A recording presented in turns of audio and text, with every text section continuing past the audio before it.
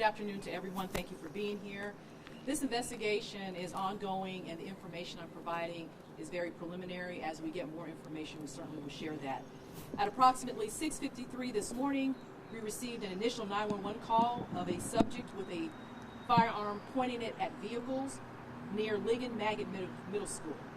Additionally, we received multiple calls of a male subject carrying a firearm and shooting it at occupied vehicles.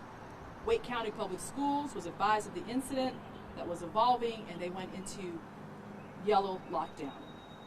Multiple officers responded to the general area covering several blocks from the school to the location of the officer-involved shooting.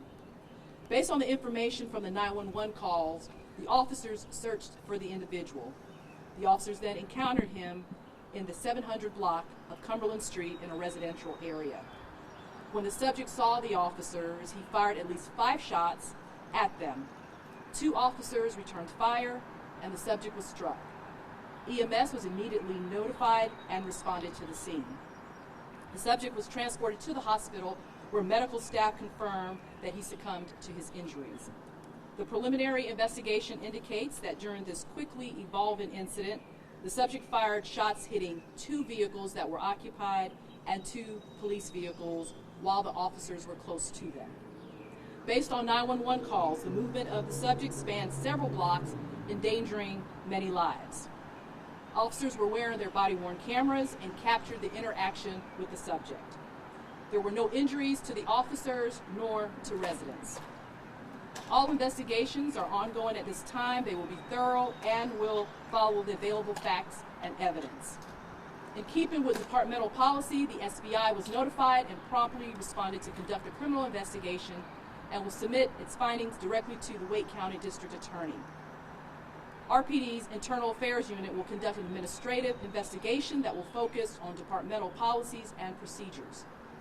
I want to thank the Raleigh Fire Department and the Wake County EMS for their quick response and assistance, and I especially want to thank the multiple residents and citizens in our community who reported this very terrifying incident.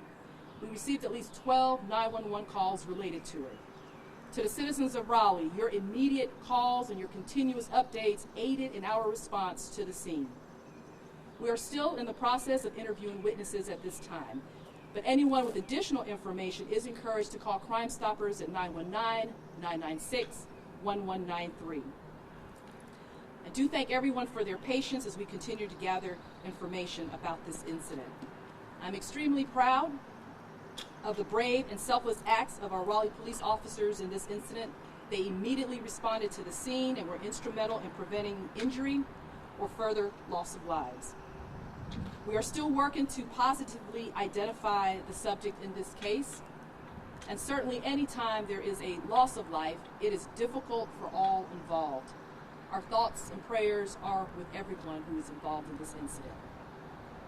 As a standard protocol and in the spirit of transparency, I will be releasing a 5-day report to the City Manager's office, and this report will provide additional information regarding this incident.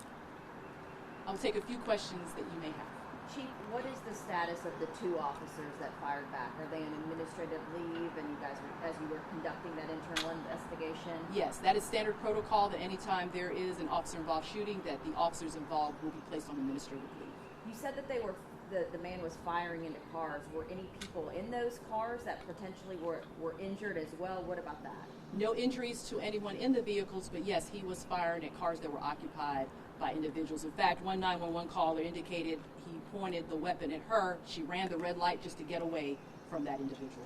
Do you have an age of the suspect for us, or if there's any ties to the middle school? Why there? We do not have that information at this time. Was it right near drop-off property? It was in the vicinity of Ligon. In fact, some of the 911 callers were teachers from the school. All right, thank you so much. You're going.